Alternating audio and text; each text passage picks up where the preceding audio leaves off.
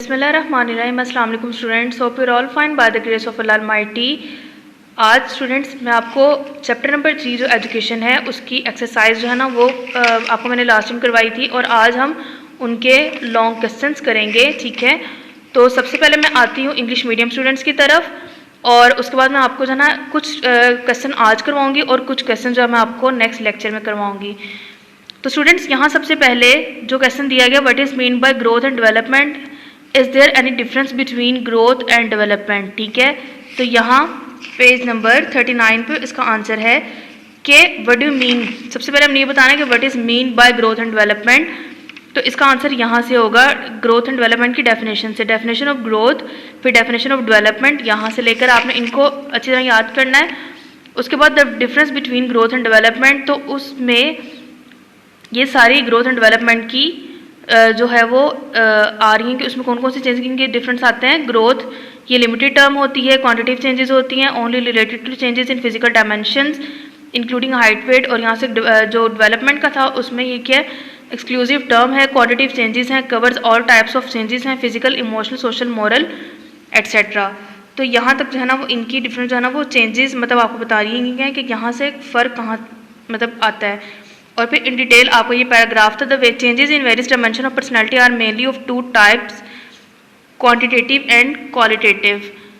उसके बाद while the term growth may be limited to the changes in quantitative aspects, increase in size, length, height and weight and expansion of vocabulary etcetera. The term development implies the overall changes occurring in both the quantitative as well as qualitative aspects. Therefore, development is a term carries a wider and more comprehensive meaning than the term growth. Though both the terms are inseparable, but in the modern psychology the term development is mostly wide. ठीक है, तो यहाँ तक जो है ना वो हमारे फर्स्ट उसका आंसर होगा क्वेश्चन का, यहाँ से लेकर यहाँ तक। उर्दू मीडियम स्टूडेंट्स का क्वेश्चन नंबर 1 है, नशोनुमा से क्या मुराद है, इसके मुख्तलिफ मदारिज बयान। तो सबसे पहले स्टूडेंट्स आपने जो नशोनुमा की तारीफ करनी है उसमें आपने पहले हेडिंग देनी है नशोनुमा। नशोनुमा की हेडिंग देने के बाद आपने उसमें जो तारीफ लिखनी है वो ये लिखनी है कि बच्चे में फितरी और माहौल के ज़ेरे असर पैदा होने वाली तब्दीलियों का मजमूआ नशोनुमा कहलाता है। ठीक है, तो सबसे पहले ये नशोनुमा की हेडिंग देकर आपने ये तारीफ लिख दी। उसके बाद आपने दूसरा लिखना है, दूसरी हेडिंग आपने देनी है 4 मुख्तलिफ अदवार। फिर 4 मुख्तलिफ अदवार की हेडिंग देकर आपने लिखना है कि बच्चे की नशोनुमा को 4 मुख्तलिफ अदवार में तकसीम किया जा सकता है, जिनमें शीरख्वारगी, बचपन, लड़कपन और बलूगत शामिल हैं। हर दौर में पैदा होने वाली तब्दीलियों को 5 अहम पहलुओं से देखा जा सकता है, जिसमें जिस्मानी, माशरती, ज़हनी, जज्बाती और लिसानी पहलू शामिल हैं। इसको आपने यहाँ तक कर लेना है। ठीक है, उसके बाद सबसे पहले आपने शीरख्वारगी का मतलब उसकी शीरख्वारगी की हेडिंग देनी है। ये उम्र का वो हिस्सा है जिसमें बच्चे का निसार दूध पर होता है और ये पैदाइश से लेकर शुरू होता है और तकरीबन 2 साल तक जारी रहता है। उम्र के इस हिस्से में बच्चा बोलना और चलना वगैरह सीखता है। वो इस दौर में तहफ़्फ़ुज़ और प्यार चाहता है, जो इसे इब्तदाई तौर पर माँ की गोद में मिलता है और बहन भाई इसमें इजाफा करते हैं। तो नशोनुमा की इस डेफिनेशन के बाद नशोनुमा के 4 अदवार, इनको आपने लिसानी पहलू शामिल हैं यहाँ तक किया। इसके बाद आपने शीरख्वारगी की हेडिंग ली और इस हेडिंग के साथ आपने इजाफा करते हैं, यहाँ तक इसको जो है वो हाईलाइट कर लेना है क्योंकि अभी हमने सिर्फ इसके अदवार बताने हैं। उसके बाद हम आते हैं नेक्स्ट तफूलियत की तरफ। ठीक है, ये तफूलियत की हेडिंग देकर आपने लिखना है कि ये दौर 2 साल से 6 साल तक जारी रहता है। ठीक है, यहाँ तक पहले कर लेना है। उसके बाद इस दौर में बच्चे के कद और हड्डियों के साइज़ में इजाफा होता है। ठीक है, ये लाइन कर लीजिएगा। और फिर उसके बाद तफूलियत में बच्चे की खुराक और भूख दोनों ही बढ़ जाते हैं। आपने यहाँ से इस लाइन को अंडरलाइन कर लेना है। उसके बाद शीरख्वारगी के ख़त्म होने पर बच्चे का माहौल भी तब्दील होता है, वो नए दोस्त बनाता है, नए चेहरे पहचानता है और उन चेहरों से मिलकर खुशी महसूस करता है। इस दौर में बच्चे में खुद एतमादी पैदा होती है। इसको यहाँ तक हाईलाइट कीजिएगा। उसके बाद यहाँ से इस दौर में कद और वज़न बढ़ने के साथ दिमाग का 90 हिस्सा मुकम्मल हो जाता है। बच्चा मसाइल, हालात और वाक़यात, असबाब और नताइज पर गौर व ख़ौस करने लगता है। उसकी गुफ्तगू मुदल्लिल होती है। तो आपने मुदल्लिल होती है तक इसको जो है वो आपने हाईलाइट करना है, ठीक है।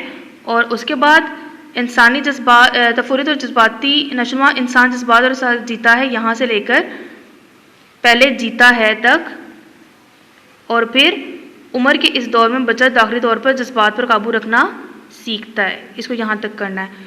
और फिर लसानी शख्सियत के मुख्तलिफ तफुरुत और लसानी नशोनुमा, इसमें आपने लिखना है कि 6 साल की उम्र तक पहुँचते पहुँचते बच्चे का ज़ख़ीरा अल्फाज 28,000 ज़्यादा होता है। बच्चे उम्र के हिस्से में सादे जुमलों से शुरू करते मुश्किल फ़िक्रे अदा करने लगता है।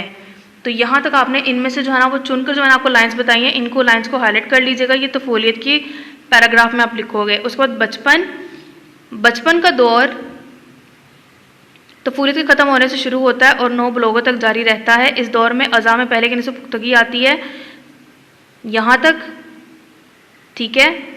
और उसके बाद आप यहाँ से इसको करेंगे। बचपन का दौर 6 साल की उम्र से शुरू होकर 12 साल तक जारी रहता है। ये लाइन ऐड कर लेनी है। यहाँ से करना है पहले अदवार की निस्बत, इस दौर में बच्चे ज़्यादा मुआशरा पसंद होते हैं, यहाँ से लेकर बच्चे ग्रोहबंदी करते हैं यहाँ तक।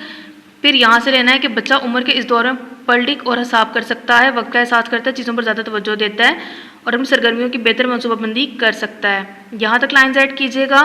उसके बाद उम्र के इस दौर में बच्चों में हुस्न ज़राफ़त जज्बाती नशोनुमा से रिलेटेड आपने लिखना है, पहचान करता है और इस दौर में बच्चा बड़ी खूबी से अल्फाज इस्तेमाल करता है, यहाँ तक। और फिर वो हक़ाइक़ की पहचान करता है, ख्याली दुनिया से बाहर आ जाता है। आपने इनको हेडिंग्स में नहीं लिखना, आपने सिर्फ इसको पैराग्राफ के फॉर्म में लिखना है, ठीक है। उसके बाद बलोगत, इस दौर में लड़के मुकम्मल मर्द और लड़कियां मुकम्मल औरत बन जाती हैं, यहाँ से लेकर 18 साल से इस दौर का बेहतर आगाज़ होता है। तो स्टूडेंट्स ये आपका क्वेश्चन नंबर 1 था जो मैंने आपको हाईलाइट करवाया। नहीं समझ लगेगी तो इसको दोबारा देख लीजिएगा। अब आते हैं इंग्लिश मीडियम स्टूडेंट्स की तरफ। इंग्लिश मीडियम स्टूडेंट्स का क्वेश्चन नंबर 2 है कि in list the types and phases of development, के डेवलपमेंट के टाइप्स और फेजेस कौन कौन से होते हैं। यहाँ से इसका हम लेंगे एस्पेक्ट्स ऑफ डेवलपमेंट। यहाँ aspects of development, there are Stifeld and Barber 1990 state the following types of development. इसमें फिजिकल डेवलपमेंट है, सोशल, इमोशनल, कॉग्निटिव डेवलपमेंट है और बाद में इनको हाईलाइट किया हुआ है, ठीक है। यहाँ से लेकर आपने इस क्वेश्चन को यहाँ तक एवरेज ऑफ 15 तक, यहाँ तक आपने क्वेश्चन नंबर 2 को हाईलाइट कर लेना है, ठीक है। और आते हैं फिर उर्दू मीडियम स्टूडेंट्स की तरफ। शीर ख्वारगी के दौरान नशोनुमा के मुख्तलिफ पहलू कौन से हैं, तो इसका आंसर आपने यहाँ से लगाना है। क्वेश्चन नंबर 2 का आंसर आप लगाएंगे यहाँ से, ठीक है। शीर ख्वारगी में नशोनुमा के मुख्तलिफ पहलू, उसमें सबसे पहले आपने ये लाइन ऐड करनी है। फिर शीर ख्वारगी और जिस्मानी नशोनुमा, इसमें आपने पहले हेडिंग देनी है कद। कद की हेडिंग देकर आपने ये लाइन लिखनी है। फिर आपने हेडिंग देनी है वज़न। वज़न की हेडिंग देकर आपने वज़न वाली लाइन लिखनी है यहाँ तक, ठीक है। और उसके बाद आपने हेडिंग देनी है जिस्म। जिस्म की हेडिंग देने में आपने टांगों से लेकर यहाँ तक निस्बतन ज़्यादा होता है, इसकी जो है ना वो लिख देनी है। इनकी यहाँ पर आपकी इस टाइटल में 3 सब टाइटल्स बन गई थी, इस हेडिंग में 3 सब हेडिंग्स बन गई हैं। शीर ख्वारगी और माशरती नशोनुमा, इसमें आपने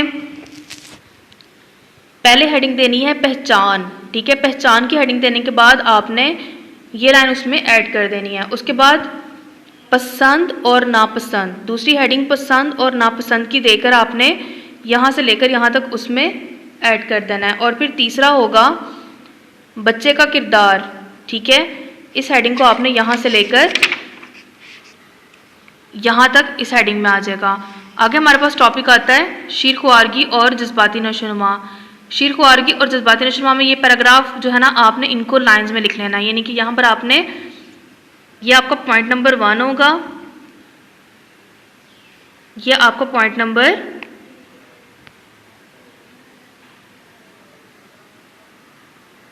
2 होगा, ठीक है। और आगे आपको पॉइंट नंबर 3 और पॉइंट नंबर 4 होगा। उसको शीर ख्वारगी और लिसानी नशोनुमा, तो ये भी आपने इस तरह से पॉइंट्स में लिख देना है, ठीक है। तो ये आपका पॉइंट नंबर 1 है, फिर ये पॉइंट नंबर 2, फिर ये पॉइंट नंबर 3 और ये पॉइंट नंबर 4, तो ये था स्टूडेंट्स आपका क्वेश्चन नंबर 2, शीर ख्वारगी के दौरान बच्चे की नशोनुमा के मुख्तलिफ पहलू कौन कौन से हैं। अब स्टूडेंट्स हम आते हैं इंग्लिश मीडियम स्टूडेंट्स की तरफ।